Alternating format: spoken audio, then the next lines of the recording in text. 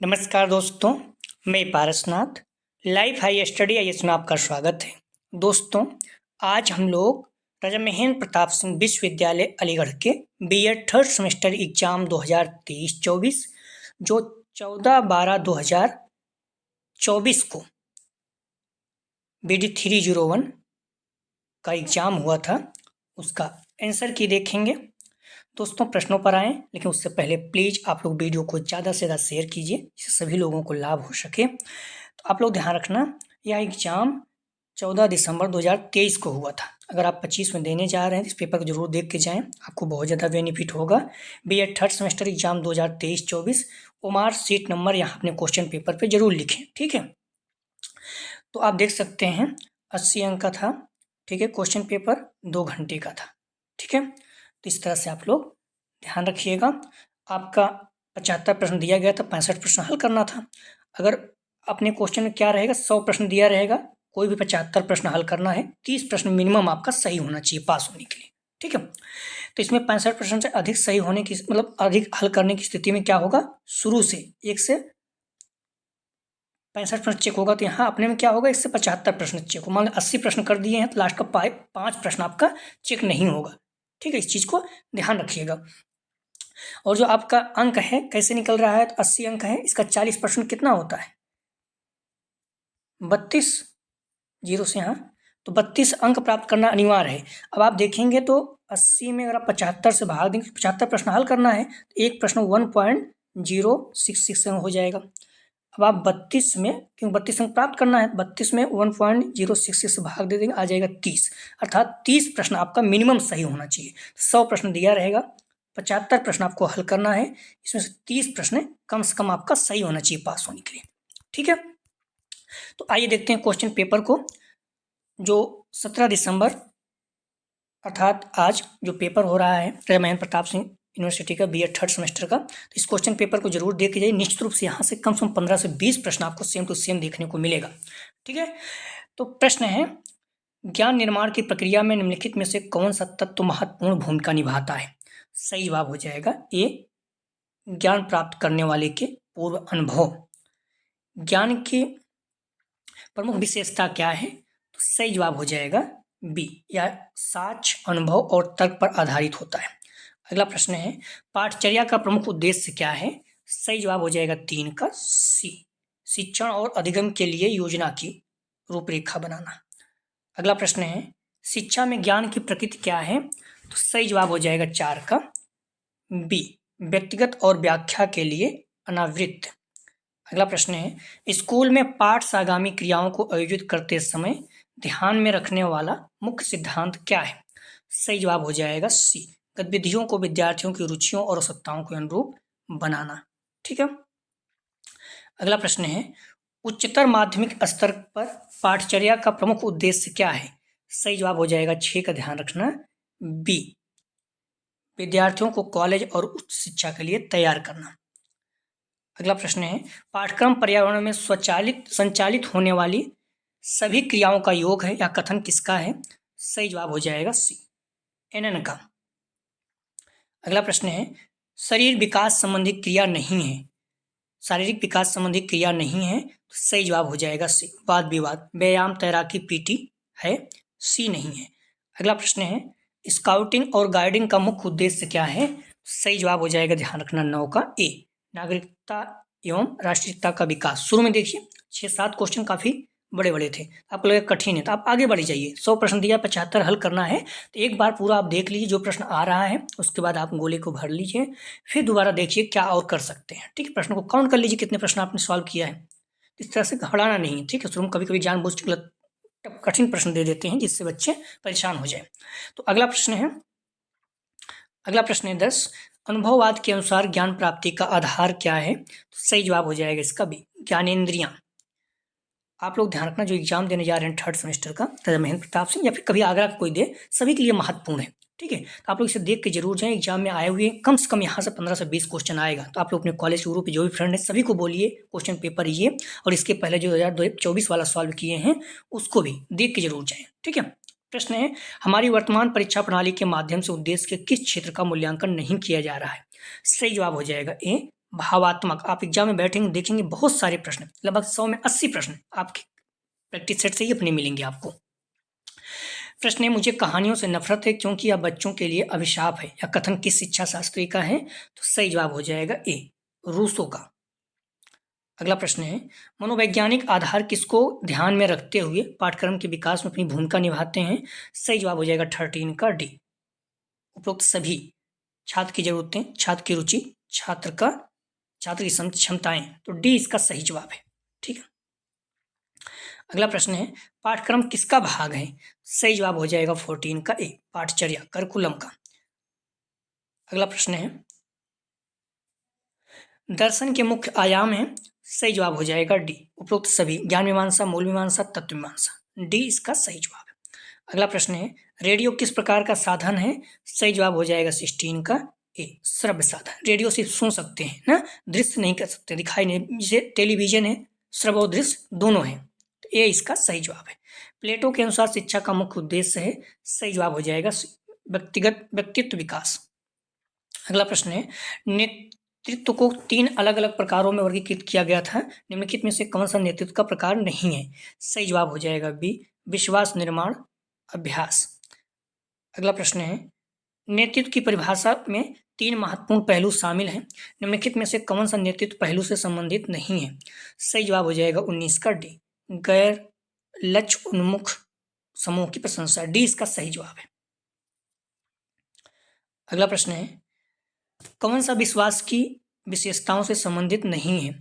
सही जवाब हो जाएगा डी, या पूरी तरह से तथ्य पर आधारित है। अगला प्रश्न है, किसने कहा ज्ञान ही शक्ति है? सही जवाब हो जाएगा ए, फ्रांसिस बेकन। कौन सा ज्ञान का प्रकार नहीं है? सही जवाब हो जाएगा डी, शाब्दिक ज्ञान। किसने कहा कि विश्वास सत्य का औचित्य है? किसने कहा विश्वास सत्य का औचित्य है? सही जवाब हो जाएगा सी, प्लेटो।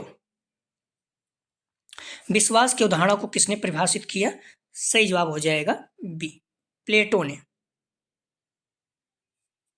24 का सही जवाब है बी। अगला प्रश्न है, पाठ्यक्रम एक अंग है? तो सही जवाब हो जाएगा, ध्यान रखना, 25 का डी, करिकुलम। प्रश्न देखिए दोबारा ये रिपीट कर रहा है, एक ही क्वेश्चन पेपर में एक प्रश्न को 2 बार पूछ रहा है। इंद्रियों के माध्यम से ज्ञान का अर्थ है? सही जवाब हो जाएगा, ध्यान रखना, डी, सभी, देखना, चखना, महक। सूचना का प्रकार नहीं है? 27 का सही जवाब हो जाएगा डी, स्मृतियां। अगला प्रश्न है, एनसीएफ का अर्थ है? सही जवाब हो जाएगा 28 का सी, राष्ट्रीय पाठचर्या रूपरेखा। एक अनुकूल स्कूल वातावरण की प्रमुख विशेषता क्या है? सही जवाब हो जाएगा डी, रचनात्मकता और नवाचार पर जोर, डी इसका सही जवाब है। अगला प्रश्न है, पढ़ना अर्थात पठन सिखाने का वह तरीका जिसमें शब्दों के अर्थ को उसी संदर्भ में समझने पर जोर दिया जाता है जिसमें वे आते हैं। सही जवाब हो जाएगा 30 का डी, संपूर्ण भाषा उपागम। अगला प्रश्न है, कक्षा में अनुशासन बढ़ाने का मुख्य लक्ष्य है? तो सही जवाब हो जाएगा 31 का डी, विद्यार्थियों में आत्म अनुशासन। अगला प्रश्न है, शिक्षकों के आत्म मूल्यांकन और जवाबदेही से बचने का संभावित परिणाम क्या है? सही जवाब हो जाएगा ए, शिक्षण पद्धतियों में सुधार के सीमित अवसर। अगला प्रश्न है, नेतृत्व को सूक्ष्म प्रबंधन के कैसे भिन्न किया जा सकता है, या से कैसे भिन्न किया जा सकता है? सही जवाब हो जाएगा 33 का, ध्यान रखना, सी। ठीक है, नेतृत्व हर विवरण को नियंत्रित करने की अपेक्षा मार्गदर्शन और प्रेरणा से संबंधित है। तो 2023 के जो क्वेश्चन पेपर था थोड़ा से कंसेप्ट बेस ज़्यादा था। अगला प्रश्न है, निम्नलिखित में से कौन संगठन में प्रशासन की भूमिका को सबसे अच्छे तरीके से व्यक्त करता है? सही जवाब हो जाएगा 34 का, ध्यान रखना, सी, दिन प्रतिदिन के परिचालन का पर्यवेक्षण करना। अगला प्रश्न है, विद्यार्थी की तनाव संबंधी समस्याओं को कैसे दूर किया जा सकता है? सही जवाब हो जाएगा 35 का बी, निर्देशन एवं परामर्श। अगला प्रश्न है, विद्यालय के आंतरिक अनुशासन के लिए कौन उत्तरदायी है? सही जवाब हो जाएगा 36 का बी, शिक्षक एवं स्कूल प्रशासन।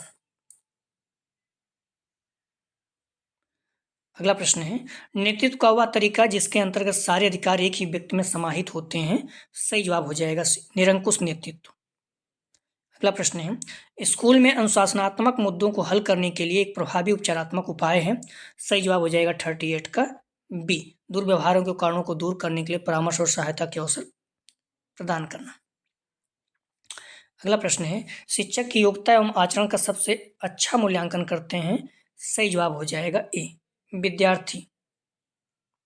अगला प्रश्न है, शिक्षक मनुष्य का निर्माता होता है, या कथन किसका है। सही जवाब हो जाएगा बी, जॉन एडम्स। अगला प्रश्न है, नेतृत्व व्यक्तियों के समूह को निश्चित दिशा में ले जाने का साधन है। सही जवाब हो जाएगा बी, मार्टिन ब्रॉडवेल। पाठ्यक्रम की रूपरेखा NCFTE 2009 की विशेषज्ञ समिति के अध्यक्ष कौन थे। सही जवाब हो जाएगा बी, CL आनंद। माध्यमिक स्तर पर पाठचर्या का क्षेत्र है। सही जवाब हो जाएगा डी, उपरोक्त सभी। शैक्षिक प्रक्रिया का व्यवस्थीकरण, क्षेत्रीय विकास, नागरिकों का निर्माण। पाठचर्या का कौन सा प्रकार गांधी जी के बुनियादी शिक्षा सिद्धांत पर आधारित है। सही जवाब हो जाएगा 44 का बी, शिल्प कला केंद्रित पाठचर्या। सूचना प्राप्ति के मुख्य स्रोत या साधन है। सही जवाब हो जाएगा 45 का डी, उपरोक्त सभी। मुद्रित संचार साधन, प्रत्यक्ष जानकारी प्रदान करने वाले साधन, दृश्य श्रव्य साधन। अगला प्रश्न है, ज्ञान सर्वोच्च सद्गुण है, कथन है। सही जवाब हो जाएगा सुकरात का। अगला प्रश्न है, स्थानीय निकाय विद्यालय पाठचर्या में किस प्रकार योगदान दे सकते हैं। सही जवाब हो जाएगा डी, उपरोक्त सभी। स्थानीय जरूरतों प्राथमिकताओं की पहचान करना, पाठचर्या विकास के लिए धन उपलब्ध कराना, शिक्षकों के लिए प्रशिक्षण सत्र आयोजित करना। डी, उपयुक्त सभी। त्रिभाषा सूत्र स्वीकार किया गया, मोस्ट इंपॉर्टेंट, हर साल लगभग पूछा जाता है। सही जवाब हो जाएगा डी, 1968 स्वीकार किया गया। अगला प्रश्न है, प्राथमिक स्तर पर कौन सी भाषा को शिक्षा का माध्यम बनाया गया है। सही जवाब हो जाएगा 49 का सी, मातृभाषा को। अगला प्रश्न है, NCF 2005 के अनुसार शिक्षक की भूमिका है। सही जवाब हो जाएगा सी, पथ प्रदर्शक। अगला प्रश्न है, कौशल विकास के प्रकार हैं। सही जवाब हो जाएगा सी, स्वास्थ्य प्रबंधन, समस्या समाधान, निवारण। सी सही जवाब है। अगला प्रश्न है, करिकुलम शब्द की उत्पत्ति किस भाषा से हुई। सही जवाब हो जाएगा सी, लैटिन। मोस्ट इंपॉर्टेंट रखिएगा, इसको आप लोग याद होना चाहिए। पाठ्यक्रम की कल्पना मानव जाति के संपूर्ण ज्ञान और अनुभव के प्रतीक के रूप में की जानी चाहिए। ये किसने कहा। सही जवाब हो जाएगा सी, फावेल। अगला प्रश्न है, किसे पाठ्यक्रम का पहलू नहीं माना जाता है। सही जवाब हो जाएगा डी, व्यक्ति का पोषण स्तर। 54 का सही जवाब हो जाएगा डी। अगला प्रश्न है, नियोजन, आयोजन, निर्देशन एवं नियंत्रण के कार्य के माध्यम से संस्था में किस प्रक्रिया द्वारा लक्ष्य निर्धारित एवं प्राप्त किए जाते हैं। सही जवाब हो जाएगा ए, प्रबंधन। अगला प्रश्न है, निम्नलिखित में से कौन सी पाठशाला गतिविधि नहीं है। सही जवाब हो जाएगा 56 का डी, क्रिकेट प्रतियोगिता। अगला प्रश्न है, नेतृत्व एक प्रभाव है जिसमें नेतृत्व के पद पर आसीन व्यक्ति दूसरे व्यक्तियों को प्रभावित करता है, या किसने कहा। सही जवाब हो जाएगा 57 का ए, कॉर्टेज एवं काहन। अगला प्रश्न है, निम्नलिखित में से कौन स्कूल में अनुशासनहीनता से संबंधित नहीं है। सही जवाब हो जाएगा डी, कक्षा में नियमित। अगला प्रश्न है, किस समिति ने विद्यालय स्तर पर समाज उपयोगी उत्पादक कार्यों को शामिल करने का सुझाव दिया। सही जवाब हो जाएगा डी, ईश्वर भाई पटेल कमेटी 1977 में। अगला प्रश्न है, NCPCR का पूरा नाम क्या है। सही जवाब हो जाएगा ए, राष्ट्रीय बाल अधिकार संरक्षण आयोग। अगला प्रश्न है, कक्षा में शिक्षक का व्यवहार होना चाहिए। सही जवाब हो जाएगा बी, प्रजातांत्रिक। अगला प्रश्न है, शिक्षण कौशल के विकास के लिए कौन सी विधि उपयोगी है। सही जवाब हो जाएगा बी, सूक्ष्म शिक्षण, माइक्रो टीचिंग। अगला प्रश्न है, ज्ञान प्राप्त करने के पद हैं। तो सही जवाब हो जाएगा, ध्यान रखना डी, उपरोक्त सभी, मनन, श्रवण, निध्यासन। अगला प्रश्न है, दर्शन ज्ञान का विज्ञान है या विचार किसने दिया। तो सही जवाब हो जाएगा, ध्यान रखना 64 का सी, फिक्टे ने। ब्लूम के अनुसार शिक्षा का उद्देश्य है। सही जवाब हो जाएगा 65 का सी, 3। अगला प्रश्न है, ज्ञान की प्रकृति है। सही जवाब हो जाएगा 66 का सी, ए बी दोनों, ज्ञान एक साधक के रूप में, ज्ञान एक साधन के रूप में। अगला प्रश्न है, अरस्तु ने ज्ञान प्राप्त करने की कौन सी विधि विकसित की? सही जवाब हो जाएगा 67 का सी, ए बी दोनों, आगमन निगमन दोनों। सीटेट यूपीटेट में पूछता है, योगात्मक मूल्यांकन होता है? सही जवाब हो जाएगा 68 का डी, अंत में। अगला प्रश्न है, निम्न में से किसने शिक्षा को त्रिमुखी प्रक्रिया कहा? सही जवाब हो जाएगा 69 का सी, जॉन डेवी ने, सी सही जवाब है। अगला प्रश्न है, उपनिषद में ज्ञान हेतु किस शब्द का प्रयोग किया जाता है? सही जवाब हो जाएगा बी, विद्या। ज्ञान प्राप्ति के मुख्य स्रोत क्या हैं? सही जवाब हो जाएगा, ध्यान रखना डी, उपरोक्त सभी, इंद्रियानुभूत, प्रत्यक्षीकरण एवं तर्क चिंतन, साक्ष्यों आप्त कथन, अंतःप्रज्ञा। अगला प्रश्न है, जॉन डेवी की सोच पर आधारित पाठ्यक्रम है?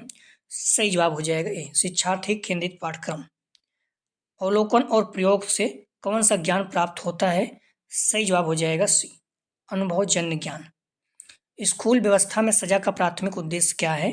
सही जवाब हो जाएगा डी, उपरोक्त सभी, दुर्व्यवहार को रोकने के लिए, छात्रों को पुनर्वास प्रदान करने के लिए, अन्य छात्रों शिक्षकों की रक्षा करने के लिए। प्रश्न भी बार बार पूछा जाता है। अगला प्रश्न है, पाठ्यक्रम को प्रभावित करने वाले कारक हैं? सही जवाब हो जाएगा डी, उपरोक्त सभी, सामाजिक परिवर्तन, राष्ट्र की शिक्षा नीति, परीक्षा प्रणाली। आप लोग ध्यान रखना, ये सारे प्रश्न आप लोग देख के जाएं, जो 2024 वाला है उसको भी, 2023 वाले भी क्वेश्चन पेपर, इसमें से कम आपको 30 से 40 प्रश्न लगभग मिल जाएंगे। बाकी जो फुल प्रैक्टिस सेट हैं या फिर 20 प्रश्न इसी वीडियो से, 1, 3, 5, 7 ना, तो ये सारे प्रैक्टिस सेट आप लोग हल करके जाए, निश्चित रूप से आपको बहुत ज़्यादा लाभ होगा। ठीक है, प्लीज़ वीडियो को लाइक और शेयर कीजिए, चैनल को सब्सक्राइब नहीं किया सब्सक्राइब कीजिए। आप देखेंगे आज कितनी प्रश्न अपने प्रैक्टिस सेट से आते हैं, लगभग सभी आ जाएंगे। ठीक है, 80+ आपको मिलेंगे देखने को।